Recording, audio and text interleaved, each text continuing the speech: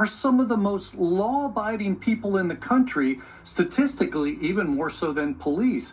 And therein lies the big problem with gun control. It punishes the wrong people, it targets nonviolent conduct, and it discourages good people from caring for protection. And when that happens, people get hurt or killed, like Carol Bound of New Jersey, who followed the law and was killed while waiting for permission to defend herself.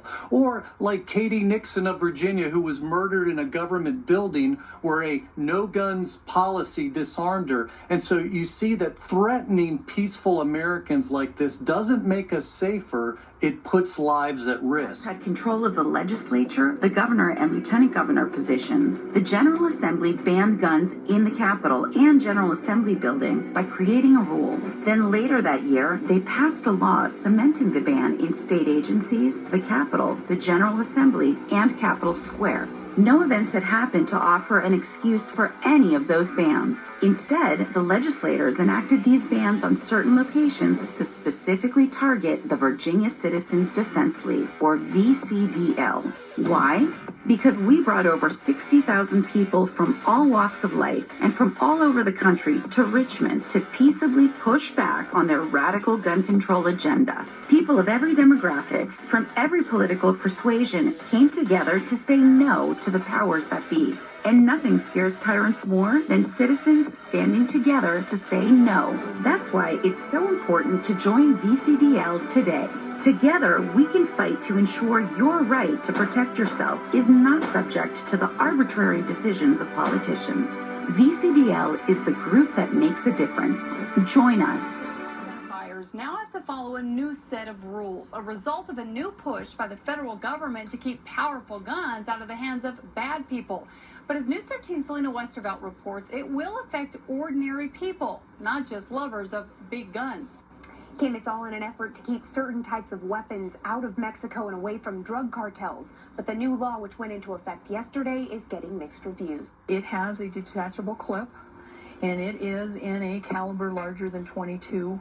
So it would be one that would be affected. Valerie Jackson, the manager of Charlie's Sporting Goods in Albuquerque, says she has about 200 customers who come in every week and purchase high-powered rifles like these. A lot of people here in New Mexico use them for elk hunting, deer hunting, antelope hunting. Under the new law, anyone who buys 2 or more semi-automatic rifles higher than a .22 caliber and with a detachable clip will be tracked. Or we put down your name, your address, where you were born, and what firearms you were purchasing.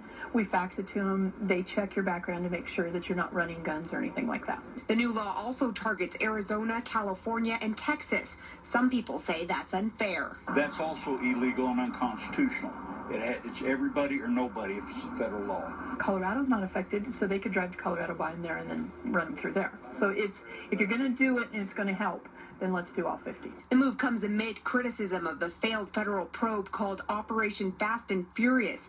It was aimed at dismantling large-scale arms trafficking networks. They're trying to blow it off and prevent and make it on the gun owners and take away their constitutional rights to justify what they did wrong.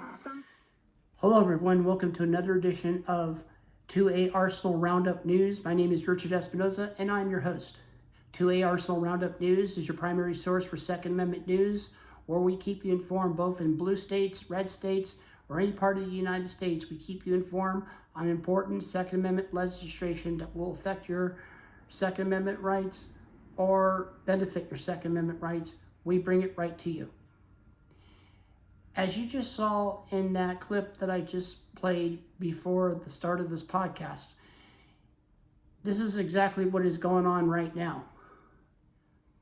As you know, that this year is the 250th birthday of America. This July 24th, America is now 2.5 centuries old, 250 years. I was only 4 years old, going on 5, when I was part of the bicentennial of America, when America was celebrating its 200th birthday. Fast forward 50 years later, I'm now part of another part of American history. And it's just amazing. Well, 250 years ago, our founding fathers gave their sweat, blood, and tears for us to be free. They shed their blood to give us a Second Amendment right so that we can live in freedom and have prosperity and not live under a dictatorship. Our founding fathers 250 years ago were fighting tooth and nail for us to be free. And it's a shame, 250 years later, we're now into another fight for our Second Amendment rights. This time, we're dealing with tyrants who are bent on destruction to destroy our Second Amendment rights or even deny our Second Amendment rights, whether it be in local government, federal government, or the Department of Justice, you name it. We are in a fight, ladies and gentlemen. We are in a fight for our lifetime. As you just saw in that clip, you saw what is happening right now with our Department of Justice. As Eric Pratt was talking about how people are being denied to carry their firearm wherever they go. This relates to Jeanine Pirro, the Assistant Attorney General to Pam Bondi. What really upsets me is that Judge Jeanine supposedly is pro-gun. And she has been, many years before she got into the top position, talked about how she strongly supports the Second Amendment. But once you get into a high office, it all changes. All bets are off that she's no longer pro-Second Amendment. You heard that comment that she made, that if you come into Washington, D.C. and you carry a gun, you're going to be arrested. That's a violation of the Constitution. And when she was being criticized for that, Judge Jeanine then backpedaled and saying that we're only going after the people that don't have their permits or license. Where does it say in the Constitution that we have to have a permit and license? Am I missing something?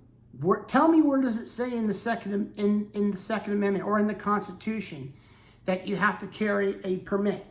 Tell me where it says. If I'm not mistaken, according to the Federalist Papers, that you cannot register a constitutional right.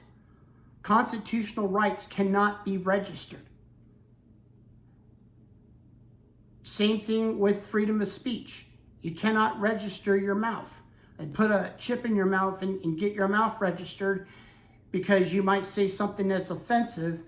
Well, the gun controllers make the argument, well, we need to register guns so we know who has the guns and who's used it. Is that really any of their business?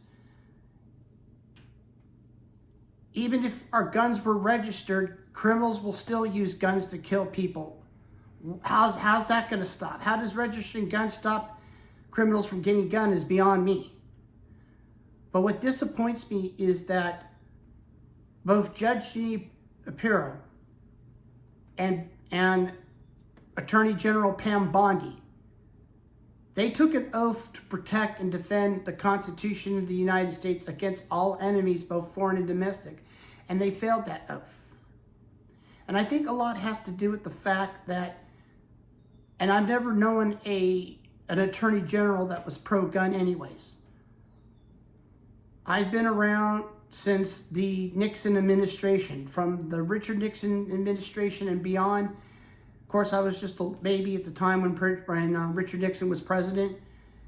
But my point is that ever since I've been around, I have not known any Attorney General that has been pro-gun.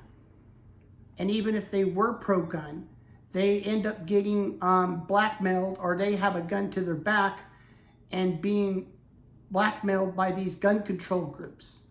And then they promote gun control light. So I haven't seen any Attorney General who has been pro-gun. To be honest with you, I have not. Which Attorney General has been been protected with the Second Amendment. None I know of. And I've heard many attorney generals claim to be pro-gun, but they're not. And I think a lot has to do with the fact that, that Pam Bondi, let me remind you, is an unelected bureaucrat. Okay, the only reason why she's an attorney general, because she's an appointee by President Trump. And appointees are called unelected bureaucrats. Same thing with Judge Janina Perro. She's an unelected bureaucrat. And what gets me is that they waste their time going after law-abiding citizens and want to punish law-abiding citizens for a criminal's wrongdoing instead of going after the criminals. And I think this has to do with the incident with in Minnesota with Renee Good and Brad Priddy. Now, many people argued, and it's controversial. Some people say that Brad Priddy was in the right. Some people say he is not in the right. Some people said that he tried to pull a gun on a federal agent. Others are saying are not. So I'm going to let you decide that. Was he in the right or was he in the wrong? That's up to you. I'm going to let you just make that assumption. But here's the thing. You can bring a gun to a protest. I don't care what anybody says, as long as you're not causing trouble. As long as you're a law-abiding citizen and you're not causing trouble and you're not agitating anybody, that's fine. And I think that Mark W. Smith from Four Boxes of a Diner, he made a great point on this one. You can bring a gun to a bank as long as you're not going to rob the bank. If you're simply the law-abiding citizen that's carrying a firearm and making a deposit and you're not robbing anybody, then you're a law-abiding citizen. But once you draw a gun to rob a bank, you're now the criminal. That's how it goes. As long as you're not robbing the bank, then you should have a right to carry a gun at the bank. That was a point that Mark W. Smith from Four Boxes Diner made, and he's absolutely correct. Of course, he is also a constitutional attorney, so he knows where you draw the line. I mean, criminals are capable of carrying guns just as law-abiding citizens are, but the only difference is law-abiding citizens carry a firearm for protection, to protect their community, and they do it with good intention. Criminals use guns to commit crimes, but it also takes the good guy with a gun to stop the bad guy with the gun. Because no matter what gun law you pass, and I've said it thousands of times, criminals are still going to get guns no matter what law you pass. And you can't teach that to these arrogant politicians. And now, putting that aside now, we're now going to be talking about what is going on in the state of Virginia.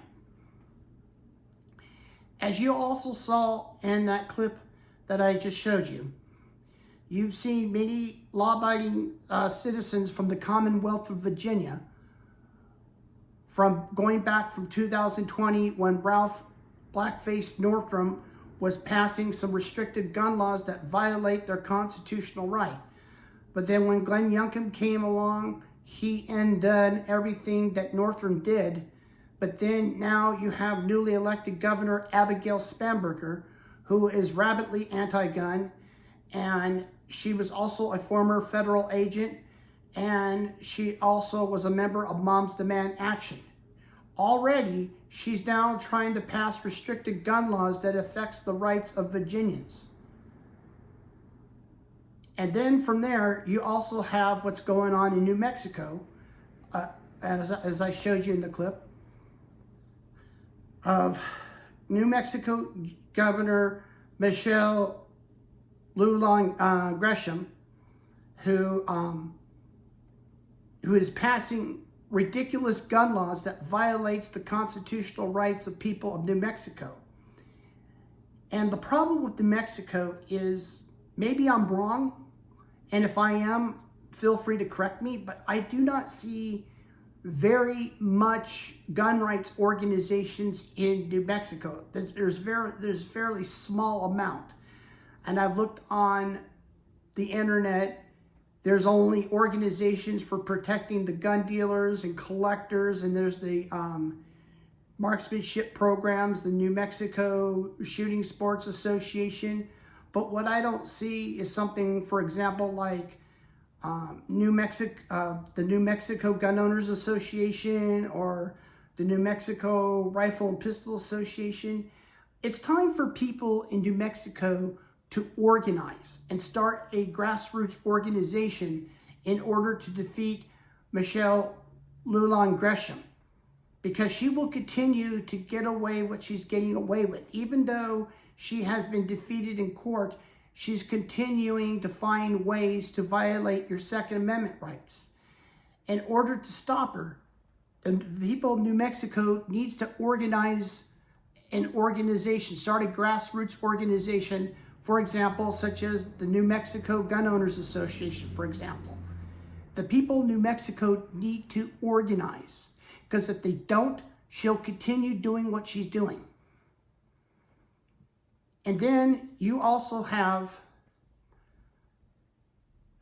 Kathy Hochul, the rabidly anti-gun governor of New York.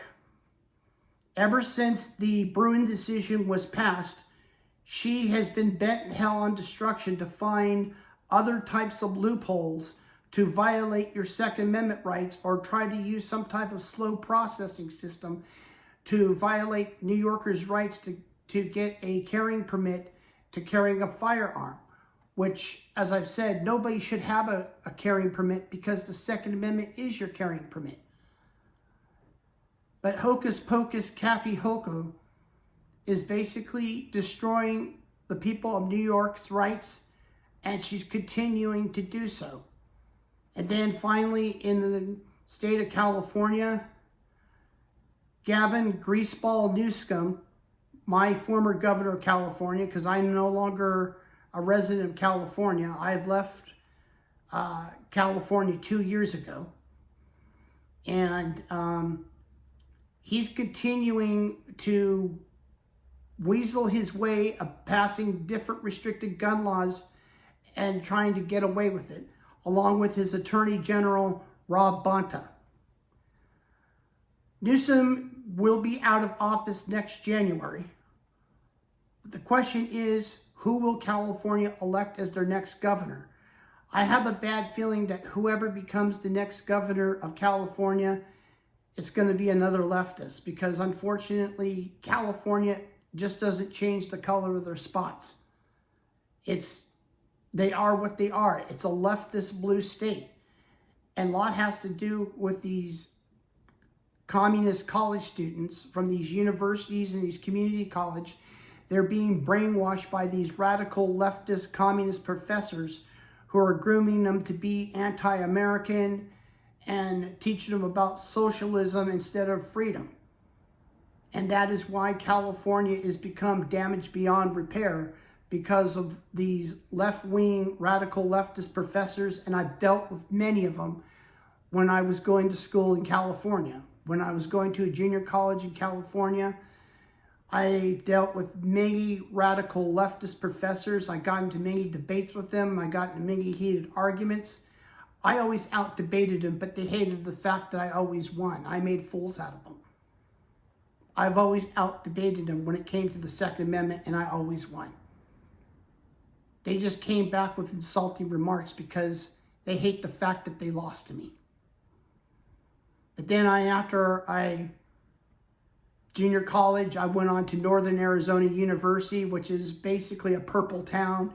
You have one side of Northern Arizona University that's conservative on one side of the campus, and then you have the radical leftists, mainly the transgender trolls, I like to call them. You got these transgender trolls on NAU campus that are spreading their left-wing propaganda to everybody.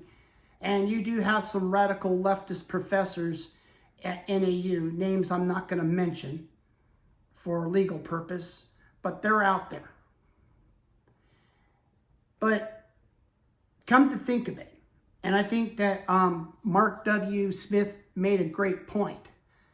The Democrats are not necessarily anti-gun, and I know this might sound a little cliche, but what they really are is anti-you owning a gun. In other words, the Democrats feel that only them and only them alone can own guns. They don't mind illegal aliens owning guns and commit crimes because they have to protect them, because those are the ones who will become tomorrow's Democrats. And that is why the Democrats support illegal immigrants, is because they know that the illegal immigrant is going to be tomorrow's Democrat, and they'll become tomorrow's Democratic leader. They'll become tomorrow's Democrat politician. That's why they want illegals to come to the United States, because they are the ones that keep the corrupt Democrats in power, as well as the Rhino Republicans. You have many Rhino Republicans who are supported with illegal immigrants. Of course, one of them then was former Congresswoman Liz Cheney.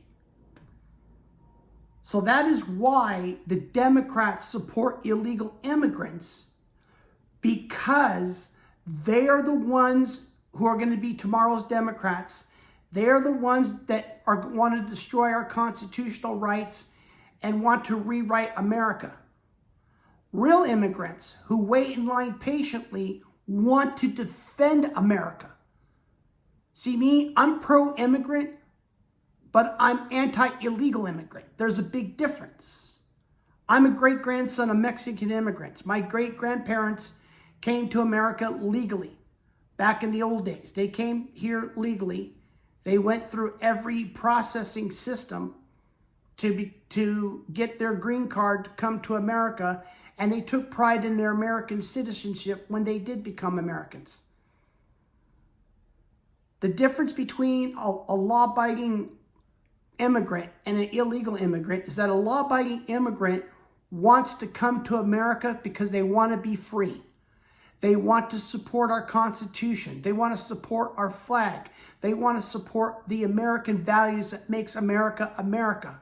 The illegal immigrants want to cut in front of everybody and want to destroy everything what America stands for: freedom, liberty, and prosperity. And the illegal immigrants are used as pawns so that they could destroy our Second Amendment rights.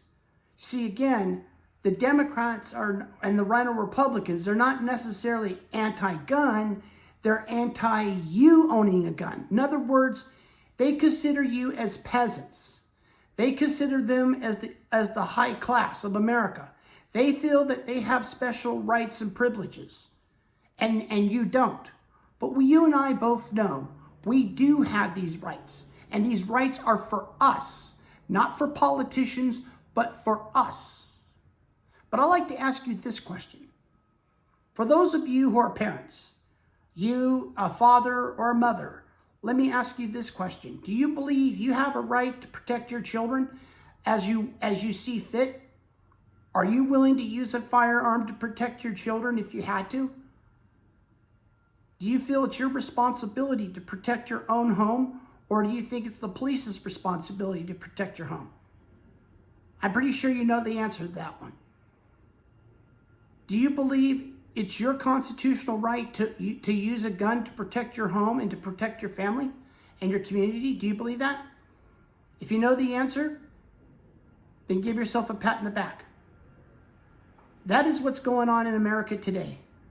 They're finding ways to destroy our rights, and they will continue to do so if you and I don't stop them. But it starts with you. You got to know what's going on in your state, and you got to hold your elected officials accountable, because if you don't, they're going to continue doing what they're doing. And the reason why I believe Abigail Spanberger got elected in Virginia is because, you know why? That's another reason why the Democrats are against voter ID. They want people to sneak in from other states to throw in a vote to get a Democrat elected. Now, I can't prove it, But something tells me that you have people that come in from Maryland or Washington, D.C. to come into Virginia because they're close to each other. They go in there to vote for Abigail Spanberger and to get her in. That is why the Democrats are against voter ID, because if somebody is here illegally and they're not eligible to be a voter, they can't get voted in. They want the person who is not an American citizen to vote because they are tomorrow's Democrats. Let that sink into your head. And they are going to be the termites that are going to destroy your Second Amendment right. And you don't want that to happen, don't you? This is not a black and white issue. This is not a race issue. This is about an American issue, about freedom and prosperity. America is a melting pot, let me remind you. The Second Amendment is for everyone. And the Second Amendment doesn't discriminate against anyone. Doesn't matter if you're gay, straight, Christian, atheist, or Catholic, whatever your religion is, whatever your sexual preference is, the Second Amendment doesn't care. What the Second Amendment cares about is that you're an American who's willing to take arms to protect your family and your community and your home. That's what the Second Amendment judges us by. And we judge the Second Amendment by. It's a right that doesn't discriminate against anyone. Was there a time when it was illegal for blacks or Hispanics to own guns? Yes. But you know what? Those wrongs have been corrected.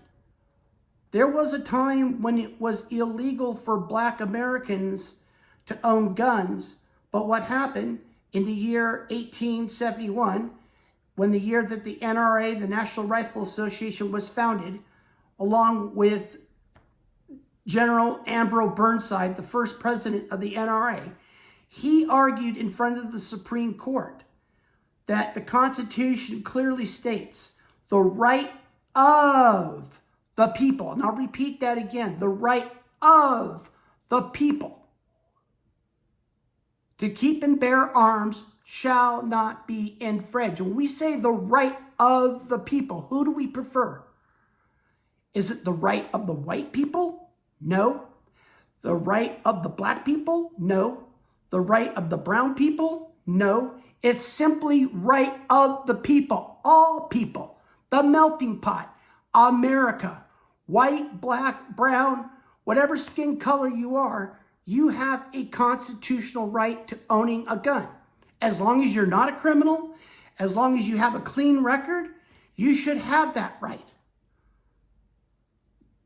We want law-abiding citizens to own guns, but keep it out of the hand of convicted felons like rapists and murderers. We want them not to have guns. Now, people who commit tax evasion, that should not count against them. To me, tax evasion is a harmless crime, as far as I'm concerned. It shouldn't even be a federal offense. It should be a misdemeanor if it was up to me. That's what tax evasion should be, because after all, the federal government itself cheats on taxes. So it's okay for them, but somebody else that cheats on taxes, they hold it against them, because tax evasion is not a violent crime. It's a harmless crime. Only thing that harms is the economy and for the government not having any money in their pocket. That's what basically who it hurts.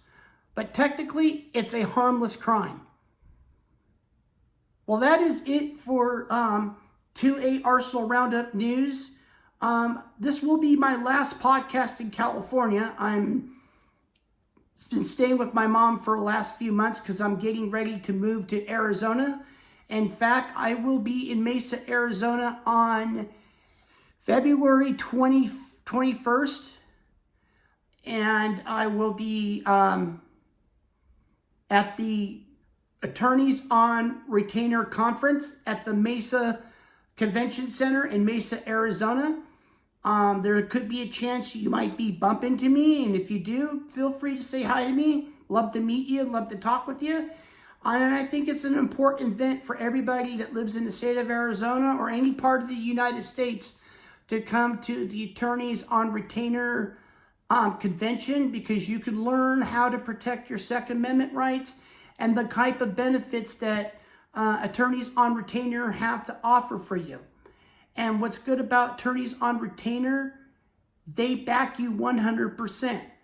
And if you have to pull the trigger on somebody, and God forbid if you have to pull the trigger, and I hope that you don't have to, but if you do, attorneys on retainer are going to back you 100% as long as it is self-defense and there's strong evidence that it will be. And it doesn't matter what the situation is, they're gonna fight for you. The difference between attorneys on retainer compared to other organizations whose names I'm not going to mention, and you probably know who they are, they depend on insurance in order for you to get legal representation. For example, there are some organizations where their members buy a membership, and if you have to pull the gun on somebody, the insurance company is going to get the final say-so on saying if this case is winnable or not, and if it doesn't look winnable, they're not going to pay for it. Well, attorneys on retainer, they don't depend on insurance.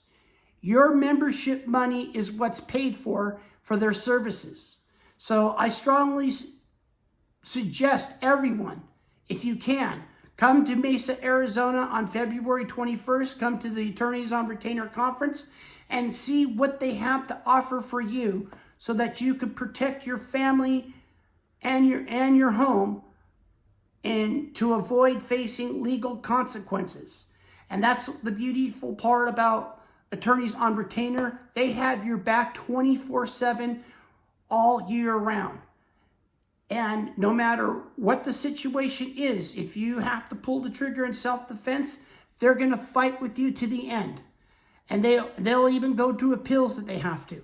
They're there to protect you. And even if you do win your case, unfortunately, the family of the bad guy can legally sue you, unfortunately.